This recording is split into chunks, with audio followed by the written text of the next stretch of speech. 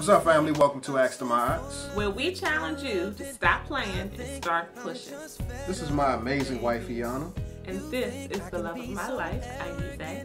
Alright, y'all, we're going to jump right into it. Today we have a question that came in. What do you do when you're at your wit's end in the relationship?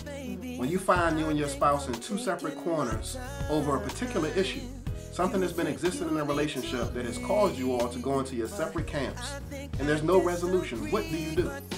Well, there's 3 steps that we want to suggest that you can take in order to help resolve the issue. The first step is, number 1, decide that you want to be in the relationship. You know, if you feel like you all are in 2 separate corners, you don't want to move forward anymore, you got to first decide that this is something that you want. Decide that you want to be in a relationship. Right. And decisions are not characterized, by you're just saying, I made a decision. Decisions are characterized by your actions.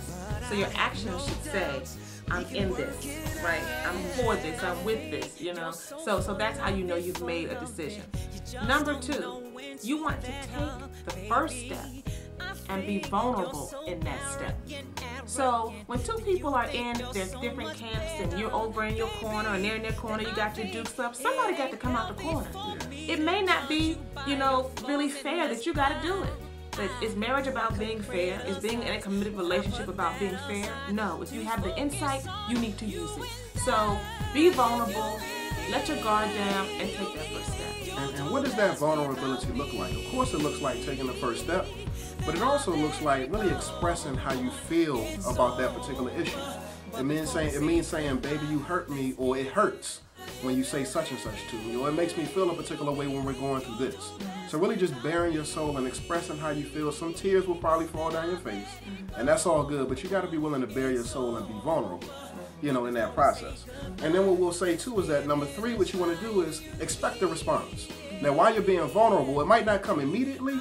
It might come a week later. It might come in the form of a letter. Right. But expect a response, because you are entitled to a response when you bare your soul to your spouse. Right. That's a reasonable expectation. Now, second part of that third step is this. While you should expect a response, you've got to respect the process.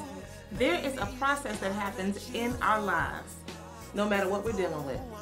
Whether it's our own personal growth, whether it's our relationship, and you gotta respect that and know that you're not in control of it, right? So when you know that, then you have to, some degree, be detached from the results. You have to give and love, seeking nothing in return.